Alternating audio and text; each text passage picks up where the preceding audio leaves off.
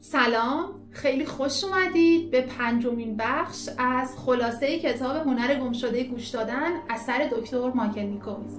من رویا دهقانپور هستم و خیلی خوشحالم که در این مسیر در کنار هم در حال مطالعه این کتاب ارزشمند هستیم. امروز توی این بخش سراغ 2 فصل 6 و 7 خواهیم رفت و سری میزنیم به واکنش‌های افراطی، اونجایی که هیجان‌ها در گفتگوی ما غالب میشن و بعد از اون یاد میگیریم که چطور برای شنیدن واقعی باید نیاز خودمون رو کنار بذاریم و عمل گوش دادن رو به بهترین شکل اجرا کنیم. بریم ببینیم توی این 2 فصل ارزشمند چه گفته‌هایی نهفته است. با هم شروع می‌کنیم به خوندن فصل 6 کتاب که اسمش هست واکنش‌های افراطی. این که بفهمیم چطور غلبه هیجان ما رو دفاعی میکنه. توی فصل 5 نویسنده از سوگیری‌های ما حرف زد و وعده داد که در فصل 6 درباره واکنش‌های هیجانی صحبت میکنیم و امروز در فصل 6 میخوایم واکنش‌های افراطی رو بررسی بکنیم. اگه که دقت کرده باشی چه توی واکنش‌های خودتون چه توی واکنش‌های اطرافیان، گاهی اوقات حرف‌هایی از گوینده انگار که به یک نقطه از خشم یا رنجش شنونده یه شلیکی میکنه، یه تلنگری میزنه و ناگهان هیجان‌های فرد شنونده بالا میاد و در پی اون انگار که دفاع‌های اون شخص میاد بالا. میخوایم ببینیم که چه اتفاقی میفته، چی میشه که ما بعضی وقتا در مقابل حرف بعضی از آدم‌ها، انتقاد بعضی از آدم‌ها، واکنش‌های خیلی عجیب غریب یا تندی نشون میدیم که بعد خودمون هم توش میمونیم که چی شد؟ چرا من این رفتار رو انجام دادم؟ چرا اینقدر سریع واکنش نشون دادم؟ خب شنیدن انتقاد طبیعتاً کار آسونی نیست برای هیچ کسی. وقتی یه نفری رویه رفتاریش معمولاً آرامش هست و یه جایی شما میبینید که در مقابل یه حرف شما خیلی بعید ازش هست ولی یه واکنش شدیدی نشون میده، مثلا ممکنه به خودتون بگید که خب این آدم ممکنه الان توی وضعیت سختی توی زندگیش باشه یا در حال گذروندن یه رنجی باشه که این دفعه اینجوری واکنش نشون داد. اما اون آدم‌هایی که همیشه اینجوری واکنش تند نشون میدن چی؟ اونا هم همینجورن؟ آیا اونا بد زندگی کردن؟ 2 مثال نویسنده میاره که به ما نشون بده کجا واکنش‌های شنونده میتونه نامتناسب باشه. از یه خانومی صحبت میکنه به نام کورین که بسیار مسئولیت پذیر و باهوشه و توی محل کارش یکی از فعالیت‌هایی که انجام میده تهیه خبرنامه است. یکی از خبرهایی که تهیه میکنه کورین خیلی عالی و خوب جلوه میکنه و همکارش بهش زنگ میزنه و بهش میگه کارت عالی بود، دمت گرم، فقط این اتفاق توی این شهر اتفاق نیفتاده، توی فلان شهر اتفاق افتاده. کورین بعد از اینکه تماس رو قطع میکنه به خاطر همین اشتباه کوچیک کلی گریه میکنه، حالش بد میشه، حتی فرداش سر کار نمیتونه بره و بسیار خودش رو سرزنش میکنه و حالش بد میشه. خب این یه نمونه از شدت واکنش هیجانی نامتناسب هست در مقابل یک انتقاد خیلی کوچیک که میتونه اینقدر واکنش برانگیز نباشه. در مورد مرد دیگه‌ای صحبت میکنه به نام لنی که بسیار اهل خانواده است، خانواده دوسته، همسرش رو دوست داره، فقط بسیار از همسرش گله میکنه و بسیار از اون انتقاد میکنه و همسرش شیلا در مقابل تمام این شکایت ها و گله‌مندی ها سکوت میکنه و خود دکتر میگه که اولین بار که من این سکانس ها رو دیدم خیلی تعجب کردم که چرا شیلا هیچ اعتراضی نمیکنه، چرا حرفش رو نمیزنه. بعدها شیلا به من گفتش که من در مقابل این گله ها و انتقادهای فراوان لنی یک بار بهش گفتم فکر نمی‌کنی یکم بی‌انصافی و در مقابل همین جمله کوچیک که شلیکی هم توش نیست لنی بسیار برآشفته شد، فریاد زد، اعتراض کرد که تو هیچ وقت حرف منو نمیفهمی، تو فقط میگی به زبون که منو دوست داری اما اصلا منو دوست نداری، اصلا قدر منو نمیدونی. میبینی چه واکنش هیجانی نامتناسبی نسبت به یه جمله انتقادی کوچیک، کسی که خودش مدام رویه رفتارش انتقاد صحبت کردنه. چطور در مقابل یک جمله انتقادی نوع واکنش هیجانی نامتناسبی از خودش نشون میده. روانشناسا اعتقادشون اینه که وقتی واکنش هیجانی ما نسبت به حرفی که گوینده داره بهمون میزنه اینقدر توی شکلش و نوعش نامتناسب هست، یه خبرایی توی خاطرات کودکی ما هست و باید ببینیم که چه چیزی داره این ماشه رو میچکونه و یهو به انفجار ما منجر میشه. خب واکنش هیجانی نامتناسب شنونده فقط تا وقتی نامتناسبه که از خاطرات کودکی که به اون آدم گذشته خبر نداشته باشیم. بریم ببینیم کورین توی خونه کودکی چی بهش گذشته. طبق صحبتی که خود کورین میکنه توی یه خانواده بزرگ شده که 3 برادر بزرگتر حسود و رقابتجو داشته و یک مادر ناموفق و افسرده و یک پدر خشک و اهل تفکر. در واقع هیچ کسی حواسش به کورین و فعالیت‌هاش نبوده و کورین توی این جمعیت به این نتیجه میرسه که وقتی میتونه خوب و عالی نشون داده بشه که مطیع باشه و بی‌نقص کارش رو انجام بده. بی‌نقص کارش رو انجام بده که سربار والدینش نباشه و مطیع باشه تا اون برادرای حسود و رقابتجوش رو جری نکنه.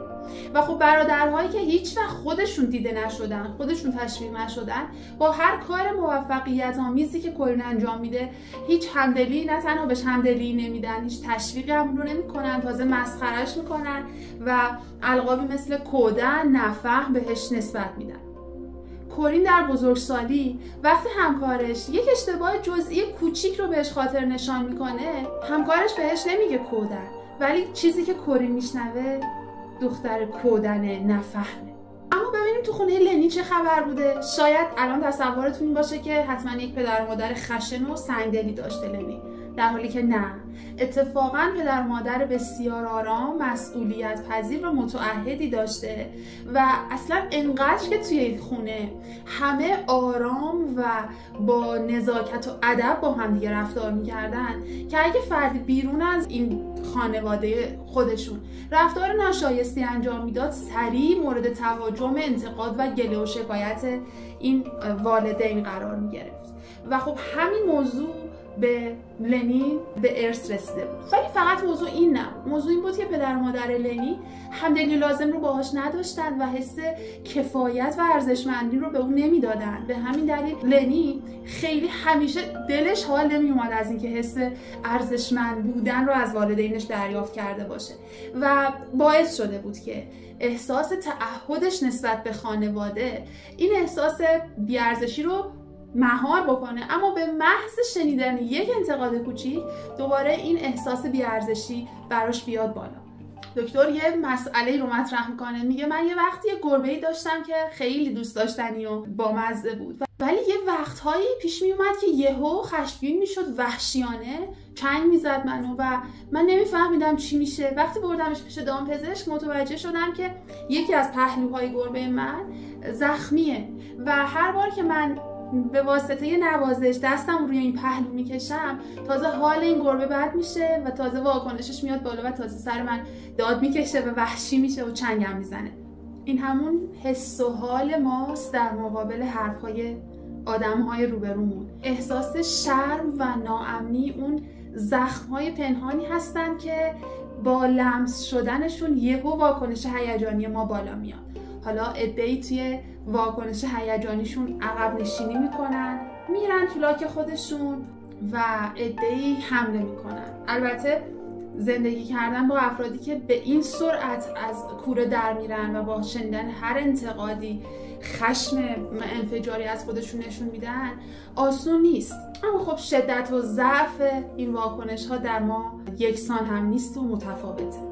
خب طبیعتا حساسیت به انتقاد به این بستگی داره که انتقاد به کجای وجود ما داره میشه. اگر به قسمت‌های اصلی شخصیت ما انتقاد وارد بشه طبیعتا واکنش شنونده خیلی میتونه تندتر باشه نسبت به انتقادهای سطحی تر، یا اینکه چه کسی داره انتقاد رو انجام میده، هرچی اون آدم اصلی تر باشه، نزدیک تر باشه، انگار که این شدت آتیشی که داره روشن میکنه در واقع تندتر و بیشتره. خب طبق چیزهایی که تا الان گفتیم متوجه شدیم که طبیعتا نسبت به انتقاد گوینده هایی که روبروی ما قرار میگیرن ما واکنش نشون میدیم و حالا سوال اینه که چجوری به شکایت بقیه افراد گوش بکنیم. اگه که حالا خودت رو رصد بکنیم و توجه بکنیم، اگه موقع شکایت آدم ها مدام میخوای حرفشون رو قطع بکنی و دفاع کنی از خودت رو ثابت بکنی، خب داری اونها رو گوش نمی‌کنی. قرار نیست هر حرفی میزنن باهاش موافقت بکنی، ولی اگر میخوای گوش کردن رو انجام بدی، راهش اینه که کامل اجازه بدی اون طرف حرفش رو بزنه و بعد از اینکه حرفش تموم شد بدون اینکه با طعنه بخوای بگی، ازش بپرسی که چیز دیگه‌ای هم هست که بخوای بگی و وقتی حرفش تموم شد بتونی صحبت‌هایی که بهت گفته رو حالا نه تو تیوار ولی به صورت خلاصه و جان کلامش رو دوباره براش ریویو کنی و بگی که حرفت این بود. ببین چرا اصلا بقیه از ما شکایت میکنن؟ پشت هر گله یا شکایتی یه پیام پنهانی وجود داره. گوینده میخواد یه چیزی رو به من و تو بگه و اگه که ما بتونیم درک بکنیم که میخواد چی به ما بگه، خوب حرفش رو گوش کنیم و بتونیم جان حرفش رو درک کنیم و اون پیام پنهانش رو ترجمه بکنیم و بگیم که تو اینو میگی، حرفت اینه، اون موقع داریم بهش نشون میدیم که حرفتو شنیدم. چیه که ما رو ناشکیبا میکنه؟ در واقع وقتی که نمیتونیم انتقاد دیگران رو بپذیریم، موضوع اینه که نمیتونیم اصلا خودمون رو بپذیریم. انگار پذیرش در خود در ما شدت و ضعف داره. خب شاید بگید که خیلی خوش شانسن اونهایی که در بین جمعیتی از آدم‌هایی که احساس ارزشمندی بالایی دارن بزرگ شدن. اما اگر هم که توی این وضعیت بزرگ نشدید، خبر خوب اینه که هر چقدر بتونید این درک و پذیرش رو به آدم روبرویتون بدید، در خودتون هم این تقویت میشه. اصلا هر درک و پذیرشی که اتفاق میفته انگار به دیدن و شنیدن زخم و جراحت پشت این رنجش کمک میکنه. درسته که با شنیدن این انتقادها نقطه های رنجش ما انگار ساییده میشه و استحکاک روش ایجاد میشه و حال ما بد میشه، اما شنیدن فعال و درک کردن صحبت‌های طرف مقابل میتونه دریچه‌ای باشه برای نشون دادن پذیرش و احترام به خودمون و طرف مقابلمون. اما اینکه چه چیزی گفتگو رو به مشاجره تبدیل میکنه؟ همیشه چیزی که باعث مشاجره توی گفتگوها میشه واکنش‌های هیجان مدار هست. اگه هنوزم نمیدونید که واکنش هیجانی به چی میگن، به این مثال توجه بکنید. فرض کنید شما توی حمام هستید، هیچ کس هم توی خونه نیست و صدای زنگ تلفن میاد. به سرعت شما هر جوری هست حالا حالتون رو میپوشید و خودتون رو میرسونید به آخرین زنگی که تلفن داره میزنه و گوشی رو برمیدارید و میبینید که یه پیام صوتی ضبط شده یه تبلیغاتی. چقدر عصبانی میشید، گوشی رو میکوبید زمین و حالا رد و بیراهایی میگید و عصبانی هستید. خلاصه به این میگیم واکنش هیجانی. آیا بده؟ نه. به موقع اتفاق افتادنش و چجوری رخ دادنشه که ممکنه اوضاع رو خوب یا بد جلوه بده. مثل واکنش هیجانی مثل یک کودکیه که مدام میپره وسط حرف و تونتون میخواد حرف بزنه، میاد جلو و گوش نمیکنه. و آیا این بودن تونتون این کودک بده؟ نه. چطوری اومدنش و کی اومدنش اهمیت داره. شاید اصلا از خودتون بپرسید که چرا واکنش نشون میدی؟ اصلا کدوم بخش ماه که حساس میشه توی شنیدن یه صحبتی؟ چی میشه که یه نقطه یهو حساس میشه، روشن میشه و واکنش ما بالا میاد؟ معمولاً واکنش‌های هیجانی ما مربوط به یه سری از بخش‌هایی از وجودمونه که ما هنوز اونها رو نپذیرفتیم. مثل خشم، مثل نارضایتی. و خب چون نپذیرفتیم، با اونها روبرو نشدیم، دوست هم نداریم روبرو بشیم، مگر اینکه به خودمون کمک حرفه‌ای بکنیم. خب اگه کورین این ناراحتیشو با یکی از دوستاش مطرح می‌کرد، احتمالاً دوستش بهش میگفت که نگران نباش، همه ما یه جای اشتباه میکنیم. اما در واقع کورین با شنیدن اون انتقاد کوچیک داشت یه صدای دیگه ای رو میشنید. داشت تمسخر برادرانش، داشت جمله‌های برادرانش که کودن عقب افتاده بهش میگفتن، داشت اینها رو میشنید و خب جاهایی از وجودشه که دوستشون نداره، نمیپذیرتشون، دلش نمیخواد بهشون نگاه بکنه، همیشه ازشون رو برگردونده و خب با هر بار شنیدنش و تعبیرش تک تک اینها براش میاد بالا، روشن میشه، واکنش هیجانیش رو بالا میاره و حالش بد. ممکنه از خودتون بپرسید که همیشه عامل درونیه که باعث بگو مگو و مشاجره میشه؟ نه، گاهی اوقات هم عدم تحمل پذیری ما نسبت به اتفاقات بیرونیه که مشاجره رو ایجاد میکنه. مثال زنی رو میزنه که از زندگی دخترش آلیسون خیلی دوست نداره خبردار بشه. دخترش الان بزرگساله، جوان، مستقل زندگی میکنه و توی یک رستوران کار میکنه، اما از قرار اینطوریه که بزهکار، دوست ناباب داره، مواد مصرف میکنه. اما مادر با اینکه آلیسون رو دوست داره، اما از حساس بودن خودش نسبت به شنیدن اخبار درباره آلیسون مطلعه، چون میدونه به محض اینکه بهش خبر بدن که این کارا رو داره میکنه، توی این وضعیت هست زندگیش، حتما به این وجه میاد بالا که خب بخواد تغییرش بده، موعظه‌اش کنه، کمکش بکنه. و این موعظه و پند و اینها همه سرمنشأش رو بگو مگو و مشاجره است. به همین دلیل این مادر تا اون جایی که میتونه اجتناب میکنه از شنیدن اخبار راجع به دخترش آلیسون. هرچند این تحلیل شخصی منه و ربطی به کتاب نداره، نظر شخصی من اینه که توی این موارد هم که ما داریم عامل ایجاد بگو مگو رو یک عامل بیرونی نگاهش میکنیم، بازم برمیگرده به درون ما. چی میشه که ما نمیتونیم نگاه بکنیم به حالت بزهکاری دخترمون و ازش فرار میکنیم و اجتناب میکنیم؟ چی در ما بیدار میشه که اگر که متوجه بزهکاریش بشیم، واکنش هیجانی در واقع از خودمون نشون میدیم و نمیتونیم اوضاع رو مدیریت کنیم به نحوی که مشاجره و بگو مگو هم رخ نده. به هر حال این موضوع واکنش هیجانی یه چیزیه که سرایت میکنه، یعنی به محض اینکه یکی از طرفین گفتگو هیجان غالب رو میاره بالا و واکنشی از خودش نشون میده، این اضطراب مثل توپ پاسکاری میشه بین گوینده و شنونده. اگه که توجه بکنید حالا از الان به بعد به بگو مگوهایی که بین آدم‌های دور براتون رخ میده، یا مثلا برنامه‌های تلویزیونی سیاستمداران، گزارشگران، اگر بهشون دقت بکنید، یه جایی هست که واکنش‌های افراطی یکی از طرفین میاد بالا، یه جایی هست که یکی از طرفین میخواد بگو مگویی ایجاد نکنه و حالت تواضع و فروتنی نشون میده و پذیراه در مقابل صحبت. توی بگو مگوها دقت بکنید، ببینید اگر یکی از طرفین بخواد دامن نزنه به این مشاجره، این سبک گفتگو به چه سمتی میره؟ آیا مشاجره ادامه پیدا میکنه یا نه؟ خب نویسنده با تیتر چطوری آتیش مشاجره رو فرو بنشونیم با ما حرف رو ادامه میده و حالا شاید از خودتون بپرسید که آخه چه ربطی داره؟ چرا باید آتش مشاجره رو ما خاموش بکنیم و حالا این ارتباطش با گوش دادن چیه؟ خواهید فهمید. به دقت گوش بکنید حرفای نویسنده رو. نویسنده داره میگه که خب اکثر ما که از مشاجره بیزاریم. من فکر نمی کنم کسی باشه که از بگو مگو و مشاجره حالش خوب بشه و خوشش بیاد. یه سری لیست داده راجع به اینکه چرا بقیه با ما مشاجره میکنن، چرا توی گفتگوهاشون با ما بگو مگو میکنن، دلیلش چیه. و من دوست دارم که از رو بخونم این علت‌ها رو. علتش اینه که اون آدمایی که روبروی ما هستن خاطره‌های بدی دارن، با یه سری خاطره بد یه چیزایی یادشون میاد با ما بگو مگو میکنن، یا اینکه واقعا اونا خودخواهن. همسر من خیلی خودخواهه که همیشه اصرار داره که توی تعطیلات سال نو ما بریم خونه فامیل خودش، چرا یه بار نمیگه بریم خونه فامیل ما. یا اینکه اونا آگاه نیستن، آگاهیشون پایینه. آره من که با چندین کارجو مصاحبه کردم متوجه شدم از روی یک سری پارامترهای فنی که کارجوی شماره 2 از همه بهتره، اما وقتی میبینم که عوام دارن با رأیگیری این کارجوها رو انتخاب میکنن، میبینم که اکثرشون دارن به کارجوهای مثلا شماره 3 و 4 رأی میدن، آگاه نیستن.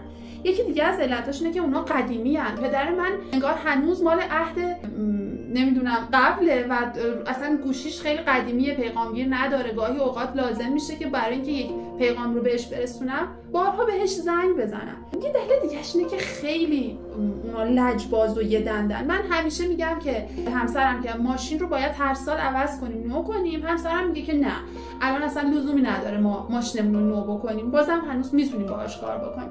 یه علت دیگه‌اش اینه که خیلی خامن، ساده اندیشن.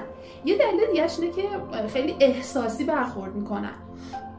مثلا من به همسرم میگم که بیا هفته یه بار با هم دیگه بریم رستوران غذا بخوریم، با هم دیگه وقت بگذرونیم، تا که اینو میگم خیلی خشمگین میشه و ناراحت میشه. و یکی دیگه‌اش دلیلش اینه که خیلی ریاست طلبم.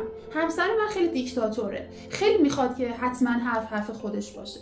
یه دلیل دیگه‌اش اینه که اونا خوب گوش نمیکنن. مثلا من به همسرم میگم که لطفاً برای خونه این موارد رو تهیه بکن، البته لزومی نداره حتما همین امروز اتفاق بیفته، ولی اصلا انگار لزومی نداره امروز اتفاق بیفته رو نمیشنوه، فقط حرف تیکه اول حرف منو میشنوه و بعد حالا واکنش‌هایی از خودش نشون میده.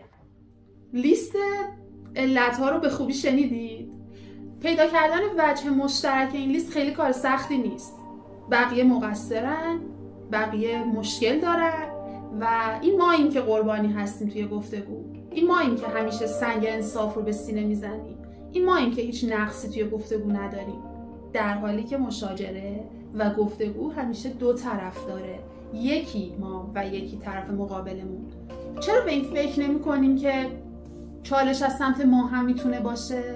چرا الزاماً طرف مقابله که بی فکر، نفهم، ناآگاه، ریاست طلبه و چرا ما در مقابل خودمون این آینه رو نمیگیریم؟ اگر که بتونیم از مخالفت جویی دست بکشیم، توی گفتگوها به این راحتی ها به مشاجره نمیرسیم.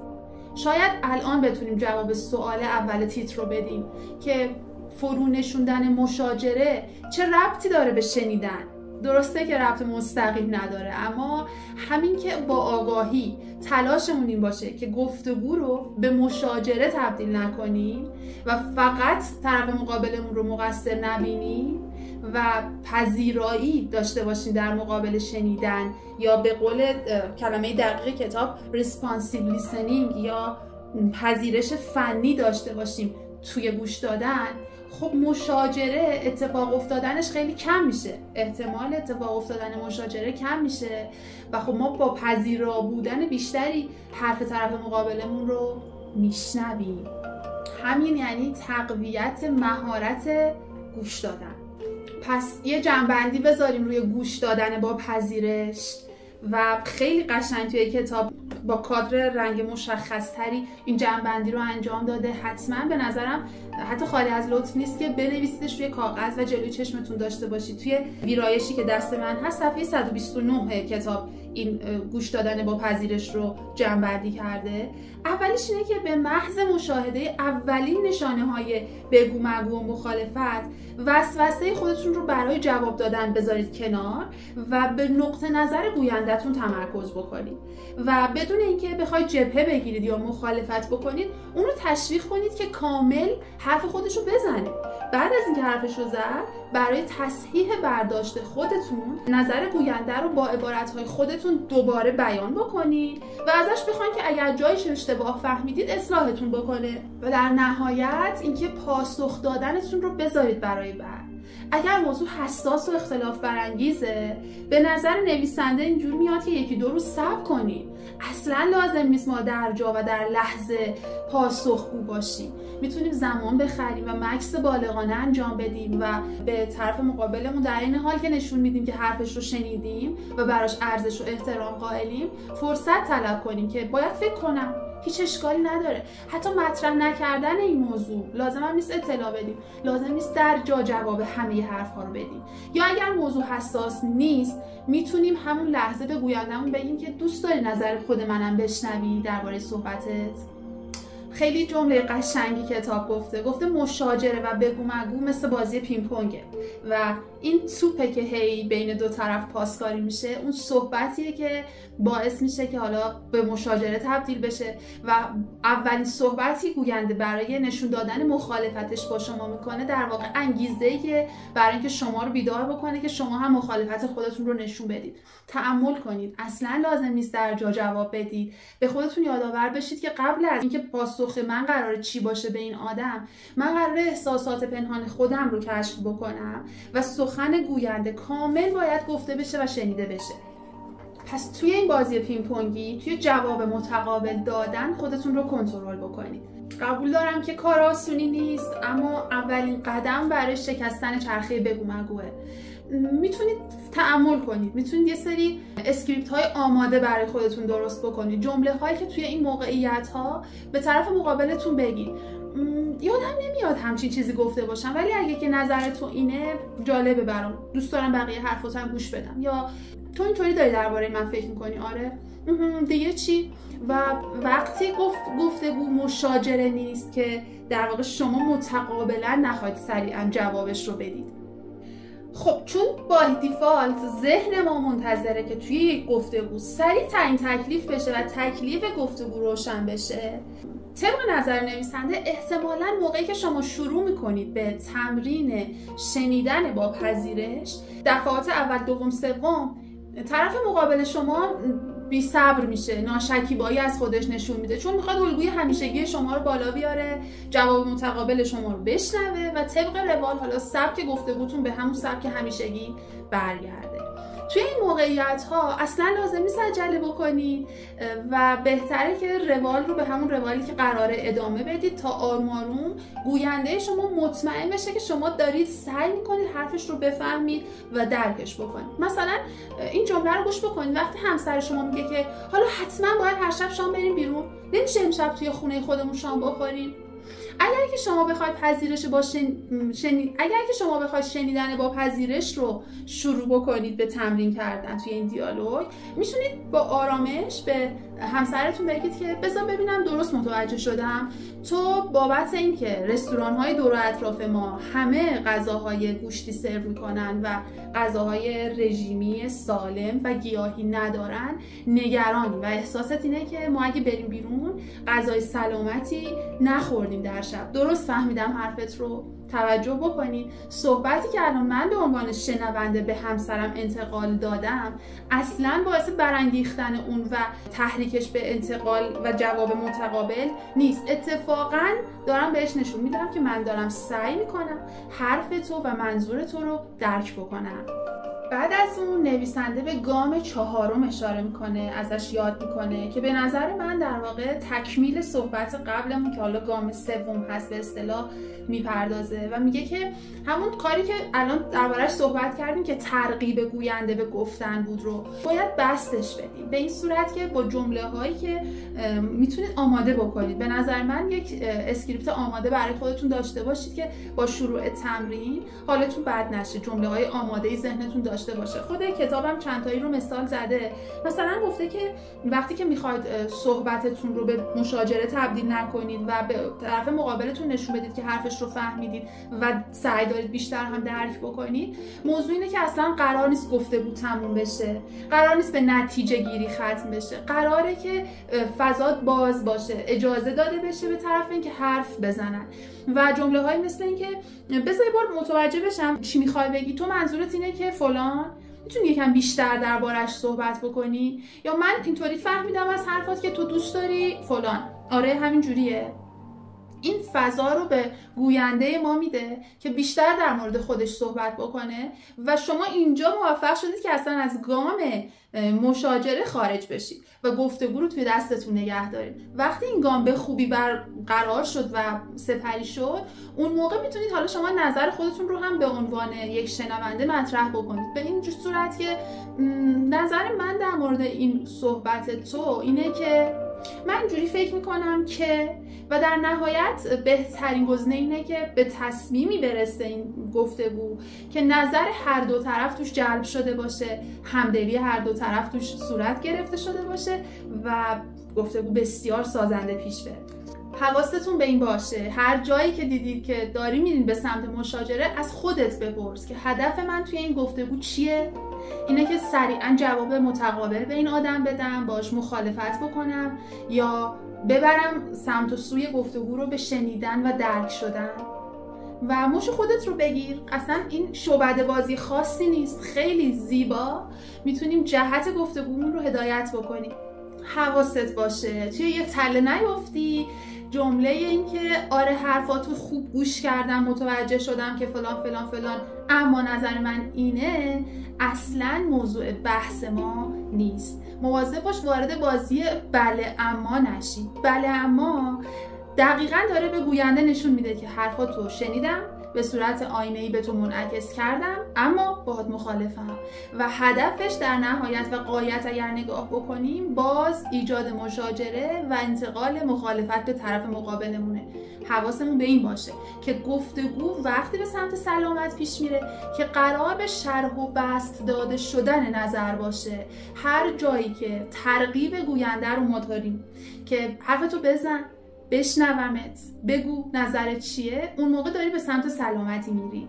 اما هر جایی که توی سرت داری به این فکر میکنی که بعد از اینکه حرفاشو بهش منتقل کردم به صورت آینه میگم اما نظر من اینه، بدون که داری بازی رو اشتباه میری. وقتی که میخوایم با دیگران همدلی بکنید، گفتن جمله میدونم چی میگی، میفهممه، آره درکت میکنم اشتباهه.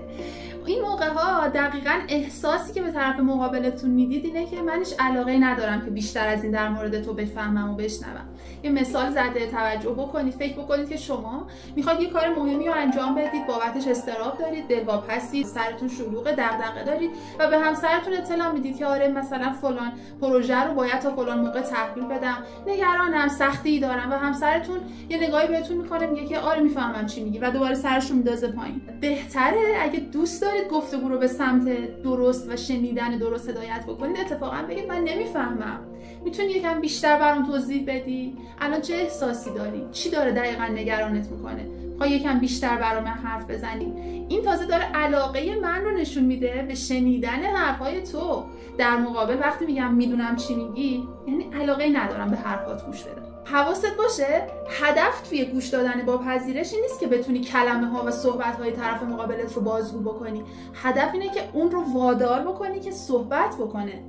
درباره موضوعات حساس توی گفتگوها، به خصوص گفتگوهای زوجین اشاره میکنه که بعضی از موضوعات صحبت کردن درباره‌شون توی خانواده انگار دشواره بین زن و شوهر، مثلا روابط جنسی، مثلا مشکلات مالی. چرا دشواره؟ به خاطر اینکه در نهایت منجر به انگار برانگیختن واکنش هیجانی یکی از زوجین یا هر دوی اونها میشه. یه مثالی توی کتاب میاره در مورد اختلاف یک زن و شوهر که در نهایت الگوی رفتاری این زن و شوهر جوریه که در نهایت انگار که آقا در اغلب موارد دست به عذرخواهی میزنه، پیش میره و در نهایت خانم هم حالا یا عذرخواهیش رو میپذیره یا این عذرخواهی رو ابزاری در نظر میگیره برای کش دادن موضوع. و چالش آقا اینه که چرا همیشه من باید عذرخواهی کنم؟ مگه فقط منم که مقصرم؟ چرا تو هیچ چیزی نمیگی؟ و خانم میگه که چی بگم؟ عذرخواهی بکنم که چرا تو از رانندگی من خوشت نمیاد؟ عذرخواهی بکنم که چرا بچه‌مون مریض شده؟ حقیقت اینه که این خانم ممکنه توی خانواده‌ای بزرگ شده باشه که انقدر خوب بودن، بی‌نقص بودن و عالی بودن در واقع رتبه آورده که هر سرزنش کوچیکی میتونه این آدم رو به هم بریزه و احساس تو خوب نیستی، کافی و لایق نیستی و توی اون بیدار بکنه. کسی که اینطوری باشه هر عذرخواهی که بخواد بکنه داره یه صحه‌ای میذاره به اینکه من یه نقصی داشتم که دارم بابتش عذرخواهی میکنم دیگه، پس در نتیجه من عذرخواهی نمیکنم تا جایی که بشه. ماهیت واکنش هیجانی رو ببین چجوریه. در واقع بیشترین واکنش هیجانی ما نسبت به نقطه‌هایی توی زمین ناخودآگاهمونه که ما خودمون رو نسبت بهش متهم میدونیم. شما که دارید این خلاصه رو گوش میکنید یا خودتون توی رابطه زوجی هستید یا زوجهای دور و برتون رو دیدید که معمولاً این شکایت رو میکنن که هرچی که من بهش میگم فلان کارو بکن گوش نمیکنه، اما اگه که دوست گرامیش، مامان عزیزش یا فلان آدم بهش همون کار رو بگه، اون کار رو گوش میکنه و انجام میده. به همه گوش میکنه الا به من.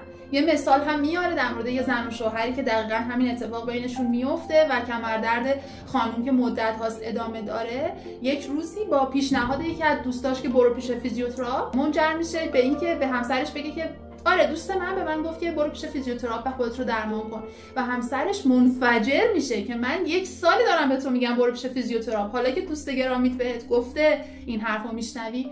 و اون موقع دیگه وقتی زن میخواد با همسرش صحبت بکنه خیلی دیر شده، چون شوهرش درو کوبیده به همون از خونه رفته بیرون. چی میشه که ما این اتفاق توی رابطه هامون رخ میده؟ علت اصلیش اینه که اون موقع هایی که ما داریم در مورد موضوعی صحبت میکنیم، با اون عزیزمون، با اون همسرمون داریم حرف میزنیم، احتیاج به شنیدن توصیه و راهکار نداریم. احتیاج به شنیده شدن وضعیتی که داره به ما میگذره داریم.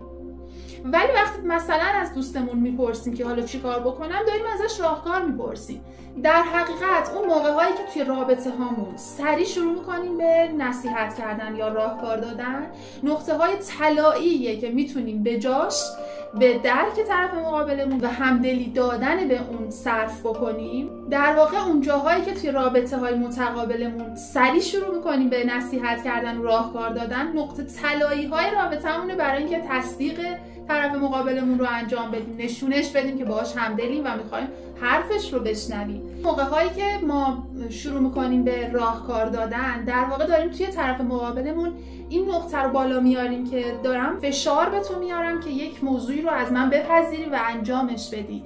داریم رابطه رو به سمت نتیجه برعکس سوقش میدیم و خب قبول دارم که این کار آسون نیست، به خصوص توی رابطه‌های آدم‌های نزدیک با خودمون، ولی چقدر رعایت کردنش میتونه منجر به اتفاقای خوب بشه. خب در پی گفتن این موضوع به عنوان خیلی نابی رسیدیم، اینکه گاهی خود لحن پرفشار گوینده باعث میشه که اصلا شنونده گارد دفاعیش بیاد بالا و اصلا دوست نداشته باشه صحبت‌های گوینده رو بشنوه.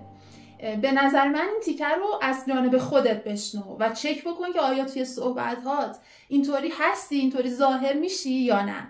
به گفته نویسنده، گوینده خیلی متوجه نیست که توی اون لحظه ها چجوری داره با فشار حرف خودش رو غالب میکنه، اما زبان بدنش، تون گفتارش، شدت تهدیدآمیز کلمات، تأکیدش روی کلمات، زبان بدن اینجوری، سوالات اکیدی که فهمیدی اینجوریه، داره فشار رو انگار به شنونده منتقل میکنه که تو راهی به جز تایید و پذیرش حرفای من نداری. و این زبان بدن و این تون صدا اصلا مخاطب رو عقب میبره و باعث میشه اصلا حرفهای ما رو گوش نکنه.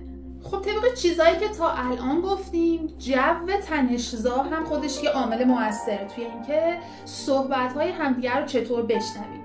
اگه که یه پیشینه‌ای داشته باشه صحبت ما با یه آدمی که همیشه جو آرام پیش رفته باشه، خب این پیش‌فرض ذهنی ما اینطوریه که خب در ادامه هم صحبت‌های گوینده به خوبی شنیده میشه و سمت و سوی آرام و خوبی هدایت میشه. اما اگه این جو آرام نباشه، با شنیدن هر حرفی همونطور که تا الان داشتیم میگفتیم، انگار که یه ماشه‌ای چکیده میشه، یه احساس بی‌ارزشی، کم بودن، نقص توی شنونده انگار روشن میشه و اصلا جو گفتگو به سمت جو ناسالم کشیده میشه. خب این جو گفتگو به جز موردی که الان بهش اشاره کردیم، به یه مسئله دیگه هم ربط داره، به حفظ فردیت و متمایز بودن و مستقل بودن شخص شنونده. به این مفهوم که اگر شخص شنونده مرزهاش مشخص باشه، جدا باشه، در هم فرو رفته با شخص گوینده نباشه، میتونه پیام رو بدون آلودگی دریافت بکنه. یعنی چی؟ یعنی اگه فرزند نوجوانی مثلا به مادرش میگه که تو رو دوستت ندارم، اگر این مادر فرد تمیز و تمایز یافته‌ای باشه و مرزهاش قابل تفکیک باشه از پسرش، میتونه خیلی راحت متوجه بشه که منظور فرزندش اینه که الان به خاطر اینکه داری در مورد موضوعی با من مخالفت میکنی و نظرت با نظر من یکی نیست، از دست تو عصبانیم. اما اگه همین مادر فرد متمایزی نباشه، با شنیدن همین جمله شروع میکنه به دیالوگی مثل اینکه ولی من تو رو دوستت دارم، تا حالا این دیالوگ ادامه پیدا بکنه که چی شده، چرا من دوستت دارم تو دوستم نداری، و حالا به جاهای بگو مگو و جاهای ناخوب کشیده بشه. پس تمیز بودن ما به عنوان فرد شنونده هم بسیار روی جو گفتگو اثرگذاره. هرچی که تمایز یافتگی دو طرف بیشتر باشه، انگار مرزهای این دو طرف در هم تنیده نیست و صحبت‌ها میتونه تمیزتر شنیده بشه. هرچی این مرزها مبهم باشه، در هم فرو رفته تر باشه، شکل گفتگو و دیالوگ به سمت تهاجم، به سمت مشاجره پیش میره. اونهایی که تمایز یافتگی ضعیفی دارن اغلب آدم‌هایی هستن که حالا گوشه‌گیری رو انتخاب میکنن یا خیلی برعکس، خیلی پرتوقع ظاهر میشن توی گفتگو. خب به نظر من اینجا میخواد یه تله‌ای رو به ما خاطر نشان بکنه در مورد اوقاتی که ما فکر میکنیم که آدم مستقل و تمایز یافته‌ای هستیم و در رابطه با همسری قرار گرفتیم، پارتنری قرار گرفتیم که تمایز یافتگیش پایینه و آدم مستقلی نیست. خوب به این مثال توجه بکنید. مردی که خودش رو مستقل فرض میکنه و احساس میکنه که همسرش خیلی بهش وابسته است و هر جایی که میخواد بره آماده میشه که با اون بیرون بیاد و کنارش باشه. و این مرد مستقل گله میکنه که چرا انقدر آویزون منی؟ چرا برای خودت یه برنامه‌ای نداری؟ چرا هر جایی من میخوام برم میخوای همراه من باشی؟ و حس میکنه که چقدر همسرش تمایز یافتگیش پایینه. و خب اون موقع است که همسرش شروع میکنه به مخالفت کردن و متهم کردنش به اینکه تو منو درک نمیکنی، تو منو دوستم نداری. و آقا اینجا احساس میکنه که همسرش به بلوغ عاطفی نرسیده و از دستش ناراحت میشه. توجه کنید اگر که تمایز یافتگی در این زوج بالا بود، این ابهام مرزها رخ نمیداد. آقا در عین حال که متوجه اینه که همسرش انگار وابستگی داره و استقلال نداره، حواسش به این نیست که خودش هم وابسته به تایید همسرشه. یعنی به محض اینکه ناراحتی همسرش از اون میاد بالا، حس نارضایتی این آدم برانگیخته میشه و حس اینکه خب من یه آدم مستقلیم ولی همسرم آدم مستقلی نیست توش زنده میشه، در حالی که هر دو نفره اینها به شکلی دارن وابستگی و عدم بلوغ توی یک مرحله از رشدشون رو نشون میدن. در ادامه به تاثیر تون صدای ما اشاره میکنه. تون صدای گوینده بسیار میتونه اثرگذار باشه توی احساساتی که در فرد شنونده بالا میاره. یه مثال خیلی قشنگی توی کتاب زده در مورد اختلافی که بین دو زوج به نام گیل و نئون هست که پیشنهاد میکنم حتما بخونیدش.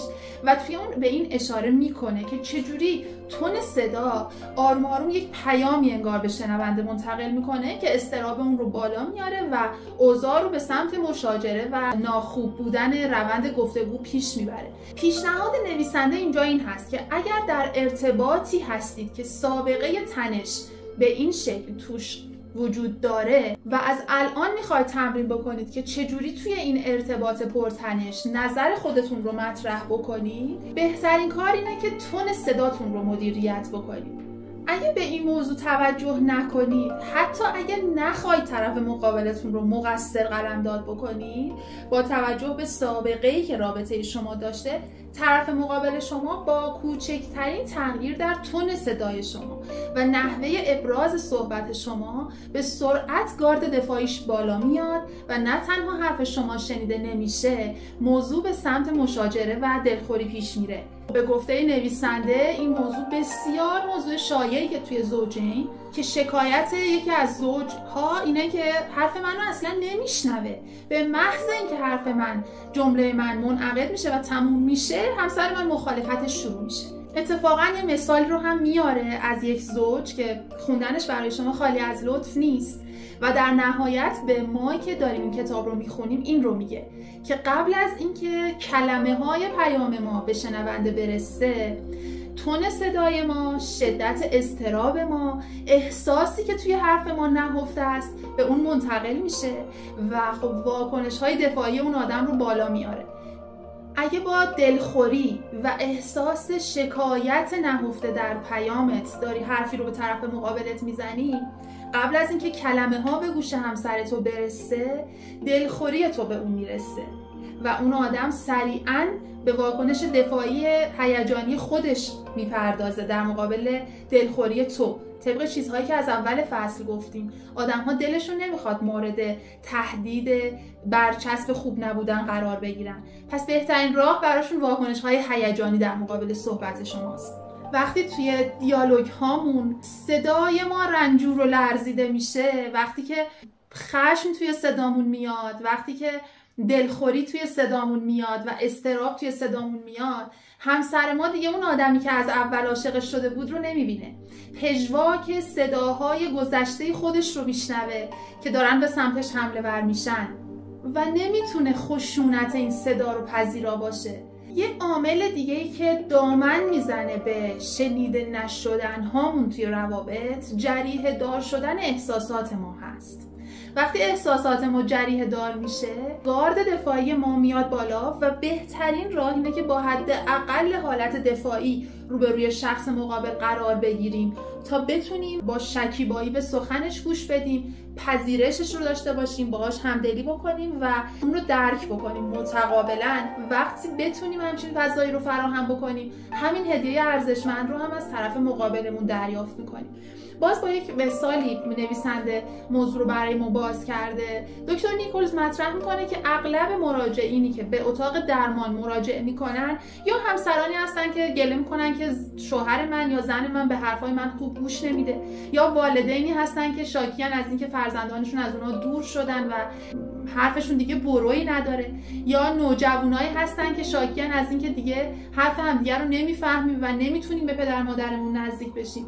در نهایت انگار یه عاملی آدم اصلی های زندگی رو از همدیگه داره دور میکنه که میتونه اون عامل جریحه دار شدن احساس باشه.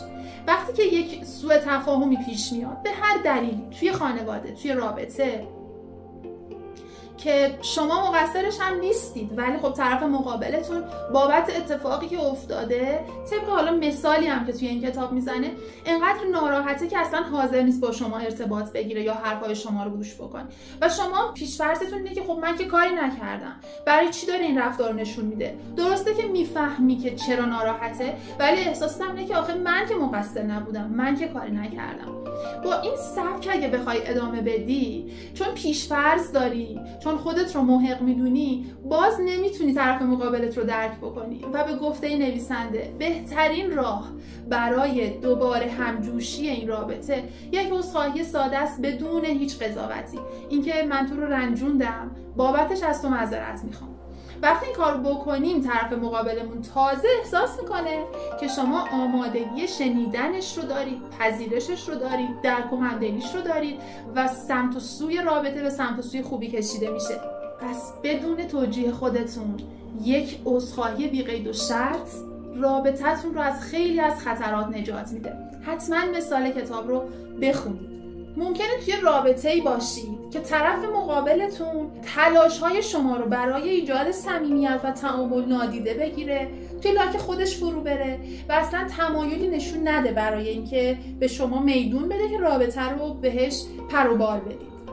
گاهی اوقات طرف مقابل ما، حالا به گفته نویسنده، سبک محافظتی خودش رو داره به شما نشون میده، درونگراست و درون خودش همه چی رو میخواد با خودش حل بکنه و فکر پا گذاشتن به دنیای بیرون اون رو واقعا نگران میکنه. به این نکته توجه بکنید که اولا طرف مقابلتون سبک رابطه‌ای خودش رو داره که الزاما اصلا ربطی به شما نداره و طی تلاش هایی که شما انجام میدید ممکنه وضعیتی پیش بیاد به شکل تعقیب و گریز، یعنی من مدام به سمت اون برم و اون مدام خودش رو از من دور بکنه و کم بکنه.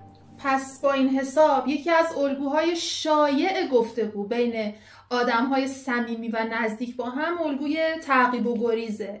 توی این الگو هر دو طرف احساس فشار میکنند، یکی بابت اینکه دیده نمیشه، یکی بابت اینکه نمیخواد به طرف مقابلش واکنش نشون بده. ممکنه که شما در جایگاه فردی که تعقیب کننده است قرار بگیرید و به من بگید که من هیچ فشاری وارد نمی کنم به طرف مقابلم، اون اصلا نمیخواد حرفای منو بشنوه، اون اصلا نمیخواد با من ارتباط بگیره. ولی موضوع اینه که چیزی که دامن میزنه به این چرخه تعقیب و گریز واکنش‌های هیجانیه. حتما واکنش گریز وقتی خیلی پررنگ‌تر میشه که احساس فشار از سمت طرف مقابل رو بیشتر ما احساس بکنیم. شاید ما خودمون متوجه نباشیم که با گفتارمون، رفتارمون، تون صدامون، واکنش‌های زبان بدنمون داریم چه فشاری رو به طرف مقابلمون اعمال میکنیم، اما این فشار هر چقدر ادامه پیدا بکنه گریز طرف مقابل ما بیشتر میشه. میدونم اصلا آسون نیست شاید از بیرون نگاه کردن به این که برای داشتن یک گفتگو و رابطه امن و سلامت هر چقدر که واکنش ها و مقاومت های دفاعیمون رو کنترل بکنیم، رابطه رو میتونیم بهتر مدیریت بکنیم، آسون باشه. ولی وقتی توی خود رابطه قرار میگیریم نه، اینقدرها آسون نیست.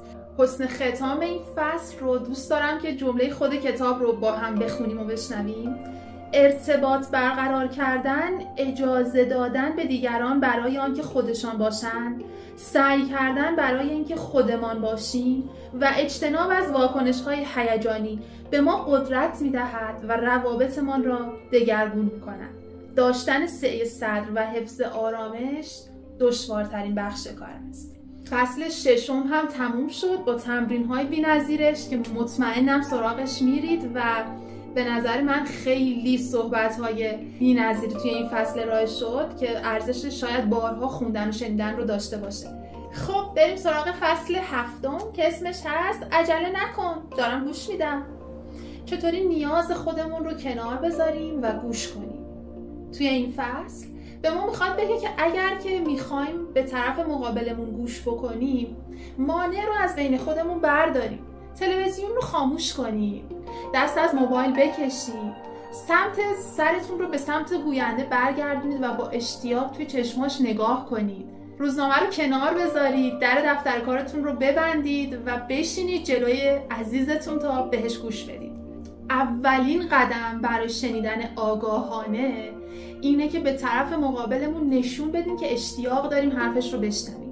توجه و تمرکزمون به سمت اون متمایله. مثالی از یه زوجی رو میزنه که قبل از بچه دار شدن توی صحبت‌هاشون چالشی نداشتن و همدیگر رو خوب گوش می‌کردن، اما بعد از بچه دار شدن وقتی که آقا ظهرها میومده خونه، خانم با یک روز شلوغی دست و پنجه نرم کرده با یک بچه‌ای و کارهای خونه‌ای و این زوج مراجعه می‌کنن به دکتر نیکولز و شکایتشون همینه که توی رابطه‌شون انگار دیگه اون صمیمیت قبل و شنیده شدن‌های سابق وجود نداره. موضوع این بود که آقا وقتی که توی این روز شلوغی که خانم گذرونده بود میرسید خونه، جمله‌های نابجایی میگفت. مثلا گفت که امروز چطور بود؟ این جمله مال وقتیه که یک کسی فراغت بال داره، استراحت کرده توی روز، نه کسی که دست و پنجه نرم کرده با یک عالمه اتفاق. و بهترینه که از این خانم پرسیده بشه که خب پزشک اطفال چی گفت؟ بچه حالش چطور بود؟ امروز با معلم بچه‌مون حرف زدی چی میگفت؟ و اینطوری نشونش بدیم که ما دوست داریم از جزئیات با خبر بشیم و مطلعیم که تو چه روزی بهت گذشته. وقتی که این زوج به دکتر مراجعه میکنن و آقا چالش خودش رو مطرح میکنه که دیگه انگار مثل قبل نیست رابطه ما، دکتر بدون اینکه صحبتی بکنه یا چیزی رو متوجه آقا بکنه از خانم میپرسه که احساس تنهایی میکنی؟ و خانم میگه که بله. و بعد ازشون پرسه که آیا فکر میکنی که همسرت در پی فهمیدن تو و درک کردن توه؟ خانم میگه که نمیدونم، شاید آره، ولی نشونه خاصی ازش نمیبینم. و بدون اینکه راهکار خیلی خاص و خط کشی شده و تکلیف به خصوصی بخواد به این زوج بده، به آقا میگه که شاید بیشتر باید سعی کنی. میدونید بهتر گوش کردن یه راهکار مشخص و واضح و دیکته‌وار نداره.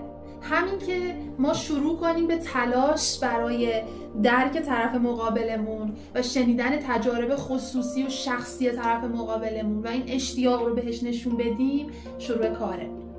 این تلاش میتونه خودش رو اینجوری به گوینده نشون بده که من با همه وجودم دوست دارم بفهمم چی به تو گذشته، چه احساسی داری، چه حرفی برای زدن داری.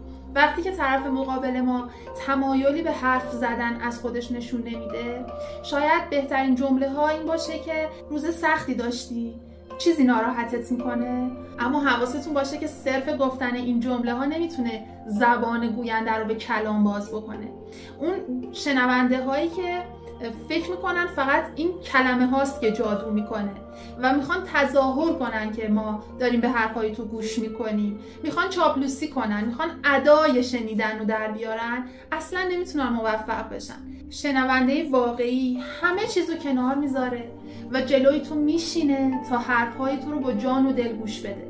نه به تو نیازی داره، نه نگران واکنشته، نه نگران برچسب زدنته، نه دلش میخواد چاپلوسی تو بکنه و ازت تایید بگیره و فقط به تو نشون میده که با تمام وجود منتظر و مشتاقه که از حال تو خبر داشته باشه. خب به این توجه کنید که درک نقطه نظر طرف مقابل چه اهمیتی داره. به تعبیر نویسنده گفتگو یک بدبستانه، اگر که من انتظار دارم که حرفهای من به خوبی شنیده بشه، باید اول به طرف مقابلم این اطمینان رو بدم که به خوبی حرفاش رو میشنوم و پذیرای حرفاش هستم. برای همین یه پیشنهاد خیلی خوبی که نویسنده داره به ما میده اینه که از همون اول که میخوای گفتگو رو شروع بکنی، اصلا قبل از اینکه حرف خودت رو بزنی، میدون رو بده به شنوندت. شروع کن از اون نظر بپرس، اجازه بده اول اون حرف بزنه، گارد دفاعیت رو خاموش کن. اگر هر لحظه ای احساس کردی که میخوای سریع صحبتی کنی، نظری بدی، دفاعی بکنی، خودت رو کنترل کن. میدون رو بده به دست شنوندت تا نظر خودش رو بگه. با جمله هایی میتونی شروع بکنی مثل اینکه خیلی دوست دارم نظر تو رو راجع به فلان موضوع بدونم. تو در مورد فلان اتفاق فکر میکنی که چی؟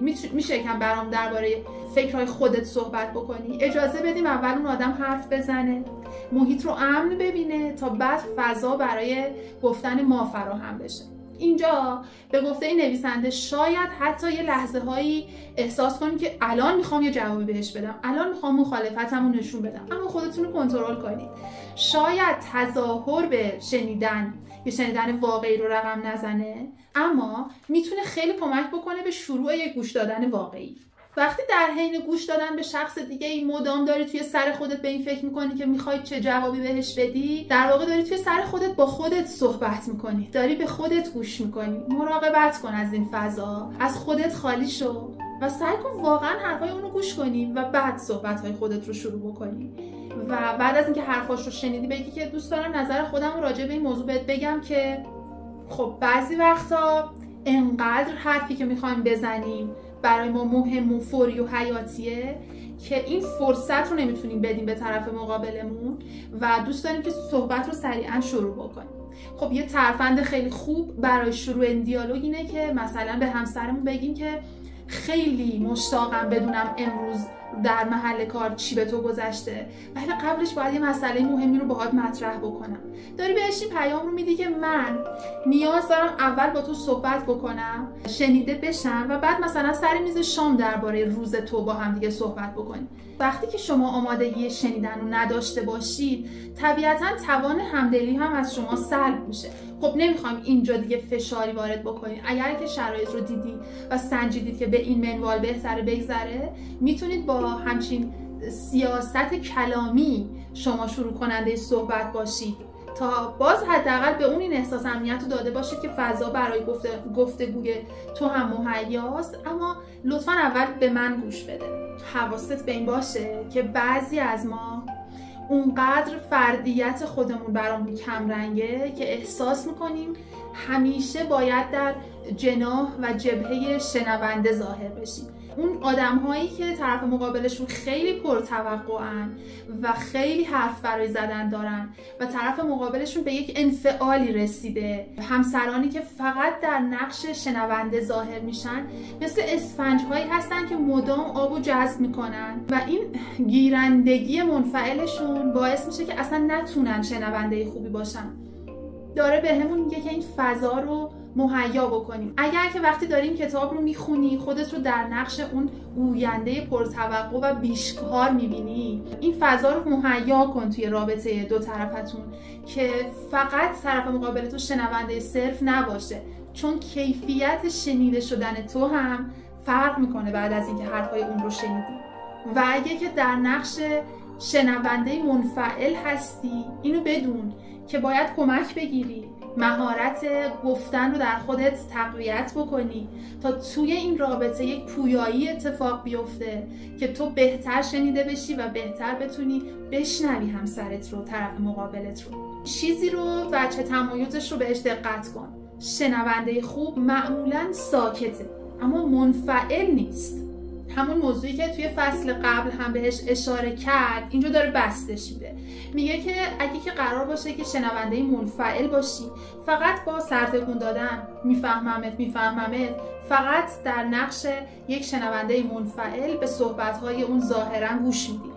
اما اگه بخوای نقش فعالتری توی شنیدن ایفا بکنی، توی گفتگو وسط صحبت یه جمله‌هایی مثل اینکه به نظرتون باید چیکار میکرد، یا وقتی موضوع رو بهش گفتی چه احساسی داشت، تو چه احساسی داشتی، گوینده‌تون رو تشویق میکنید به بسط دادن موضوع و حرف زدنش.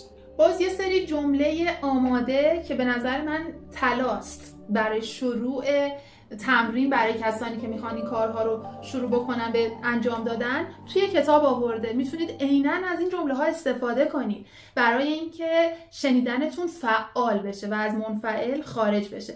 مثل اینکه نمونه سوالات داده بهتون دیگه، برای اینکه نشون بده که علاقه واقعی دارید به شنیدن. که مثلا برنامه این ماه، این هفته چیه؟ چه چیزی تو رو نگران کرده؟ از خانواده‌ات برام بگو. مهمترین اتفاق این هفته چی بود؟ و خیلی سوالای دیگه. اگه توی رابطه به طرف مقابلت نشون ندی که داری به حرفاش گوش میکنی و یک سکوت ممتد رو از خودت نشون بدی، طرف مقابل از خودش میپرسه که اصلا داره به من گوش میکنه؟ شاید نباید این حرفا رو بهش میزدم.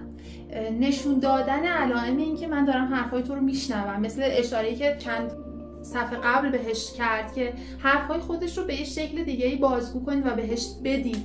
من اینجوری فهمیدم که منظورت اینه که توی باشگاه نباید کوین زود به اعضا ملحق میشد، درسته؟ داری بهش نشون میدی که حرفاتو تا اینجا اینجوری فهمیدم و حالا تو تاییدم کن یا تصحیح هم کن اگه که درست نفهمیدم. و خب عامل خیلی از اختلافای ما توی زندگیمون و توی دیالوگ هامون تصدیق نکردن طرف مقابله. مطمئن باشید وقتی یکی به شما میگه که زمین گرده و طرف مقابلش بهش میگه که نه زمین گرد نیست، در واقع طرف مقابل اصلا حرف طرف اول رو نفهمیده و سریعا شروع به ابراز مخالفت کرده. اگه بدون درک حرف طرف مقابلمون در جا باهاش مخالفت بکنیم، در واقع داریم به نوعی احساسات اون رو انکار میکنیم و خبر مهم اینه که با این کارتون دامن میزنید به اختلافات و بگو مگوهای بین خودتون. و یه مثال خیلی قشنگ میزنه از یه سکانس از زندگی لیندا و جان که پیشنهاد میکنم حتما بخونیدش، که داره به همین موضوع اشاره میکنه که چجوری قبل از اینکه تلاش کنیم که حرف طرف مقابلمون رو بفهمیم و درکش بکنیم و تصدیقش بکنیم، بی هوا جوابی میدیم و روی اون حساب دیالوگ رو پیش میبریم و در نهایت به دلخوری و مشاجره میرسیم. خب وقتی که توی یک گفتگو دو نفر بدون اینکه از عقاید همدیگه کاملا درک پیدا بکنن و متوجه بشن که طرف مقابلشون چی میگه، مدام با هم مخالفت میکنن، شاید دلیلش اینه که احساس میکنن که اگر اذعان کنن که حرف تو رو فهمیدن و تصدیقش بکنن، انگار که میدون رو سپردن به طرف مقابل و انگار احساس میکنن توی یک نبرد عقاید قرار گرفتن که با این کار قدرت و کنترل رو واگذار کردن به طرف مقابلشون و حس تسلیم بهشون دست میده. عملا احساس میکنن که دارن میگن حق با توه و من اشتباه میکنم. گاه آنچه شنیدن حرف دیگران را دشوار میسازد این است که میترسیم اختیار از دست ما خارج شود. خیلی به این جمله با دقت توجه بکنید. توی مکالمه هامون خیلی از جاها به جای اینکه یک کلمه جمله طرف مقابلمون رو بشنویم و تصدیق بکنیم که آره راست میگی، تو برای اینکه من بتونم خوب کار بکنم از خیلی از منفعت‌های خودت توی زندگی گذشتی، اصلا باب مشاجره باز نمیشه. ولی موقعی که شاید میترسیم اگه این جمله رو تایید بکنیم در پی اون باید یک عالمه هزینه بدیم و کنترل از دستمون خارج میشه، شروع میکنیم به دلیل تراشی، شروع میکنیم به آوردن دلیل‌های پشت سر هم فقط برای اینکه تایید اولیه رو طرف مقابلمون ندیم. و خب دلایل خوب نشنیدن خیلی چیزها میتونه باشه. به این موردم توجه کنیم. این مورد رو توی ارتباط زناشویی زوجها خیلی میبینیم و طبق گفته دکتر نیکولز اگر زوجین یاد بگیرن که موقع ابراز نظر برای همدیگه فقط یک بار گفته های همسرشون رو با عبارت های خودشون تکرار بکنن، جلوی بسیاری از واکنش های هیجانی و دفاعی همدیگه رو میگیرن. دیالوگ خیلی ساده که شاید برای شما توی خونه اتفاق افتاده باشه، مثلا وقتی که آقا به خانم میگه که کاش این غذا رو نمیپختی، یه غذای دیگه ای میپختی، و خانم به جای اینکه همین حرف رو بگیره و فقط یه تایید بذاره روش که آره انگار امروز دلت یه غذای دیگه ای میخواست، شروع میکنه به اینکه هیچ وقت نمیشه تو رو راضی کرد، هرچی هم جلوی تو بذارم تو بازم داری قور میزنی و آقا میره توی لاک دفاعی خودش و فکر میکنه که چرا داره حالا این روند گفتگو به این سمت میره، چرا شنیده نشد حرفش. و اگه توجه بکنید بسیاری از درمانگرهای زوج کاری که میکنن اینه که حرف زوجین رو میشنون، تایید و تصدیق روی همون اولین کلام میذارن و میگن ما حرفت رو فهمیدیم. برای همینه که حتی اگر تمرین عملیاتی واقعی در این رابطه رخ نده، بعد از مشاوره حال زوج یا زوجین بهتر شده. خب چرا همین کار رو توی خونه خودمون و با خودمون انجام ندیم؟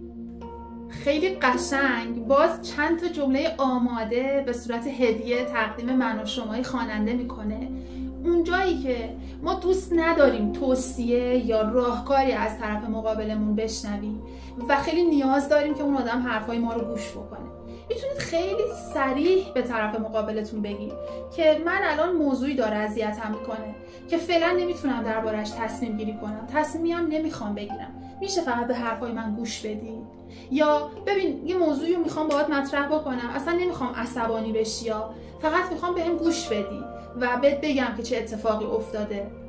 یا یه موضوعی رو میخوام باهات مطرح بکنم که در نهایت میخوام یه تصمیم بگیرم، دوست دارم نظر تو رو هم دربارش بشنوم، اما ممکنه در نهایت تصمیم تو رو اجرا نکنم و نظر خودم رو اجرا بکنم. اگه که اینجوری بشه بازم به من نظرت رو میگی.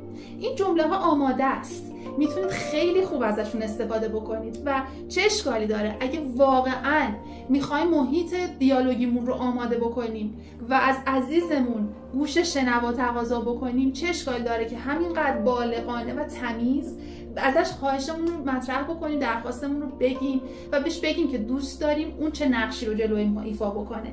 به نظرم حتما جمله هاش رو یادداشت کنید و ازش کمک بگیرید. خب یه جایی میرسه که سخن شما توسط شنونده قطع میشه و نویسنده توی این کتاب میخواد به ما یاد بده که چی کار کنیم. خب حق شماست که صحبتتون رو تا آخر ادامه بدید و صحبتتون قطع نشه، اما اگه که وسط صحبتتون شنونده شما صحبتتون رو قطع کرد، نظری داد، از خودش از قصه های خودش اومد حرف بزنه، میتونید یه سری کارهایی رو انجام بدید. مثلا دستتون رو بالا ببرید، بهش بگید که لطفاً اجازه بده صحبت من تمام بشه، من هنوز صحبتم ادامه داره.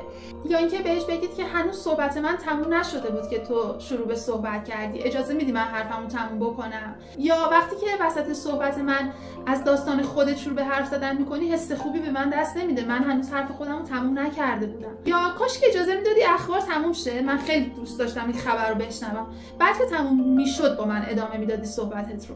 اینها هم جمله های آماده و هدیه‌ای به طرف من و شما، ازش استفاده کنید. اگه یادتون باشه چند صفحه قبل در فصل‌های قبل در مورد آدم‌هایی که شنیدن به سخنانشون آسون نیست حرف زدیم و کسانی که مدام حرف برای زدن دارن و توقع دارن که ما پای صحبتشون بنشینیم. و اگه یادتون باشه به پدر زنتون اشاره کرد نویسنده. اینجا هم باز اشاره رو ادامه میده و میگه که یادتون باشه هر چقدر که تلاش بکنید که حرف اون آدم ها رو نشنوید، در واقع آتش اونها رو برای شنیده شدن بیشتر میکنید و تا وقتی که جلوشون نشینید و یک کوچولو تغییر ایجاد نکنید و بهشون نشون ندید که حرفهای اونها رو میخواید بشنوید، این چرخه هی افراطی تر میشه و حال گفتگو دیالوگ هم بدتر میشه. به اونها نشون بدید که میخواید به حرفاشون گوش بکنید و تا جایی که میتونید بهشون توجه بکنید و در ادامه هم در مورد روی گرداندن از آدم‌هایی صحبت میکنه که ما نمیخوایم بهشون گوش بدیم و حالا خودآگاه یا ناخودآگاه ازشون چشم میدزدیم، حواس خودمون رو پرت میکنیم به تلویزیون یا صحبت با آدم دیگه‌ای. اینجا هم به ما توصیه میکنه که میتونید آروم آروم این اعتماد رو توی رابطه ایجاد بکنید که بهشون نشون بدید میتونید به حرفاشون گوش بکنید، علاقه دارید که حرفاشون رو بشنوید و این اعتماد رو در بستر رابطتون قرار بدید. فصل زیبای 7 هم تموم شد. ممنونم از اینکه همراهی کردید. تمرین‌های فصل رو مطمئنم که سراغش میرید و انجام میدید. خیلی ممنونم برای همراهی ارزشمندتون. خدا نگهدار.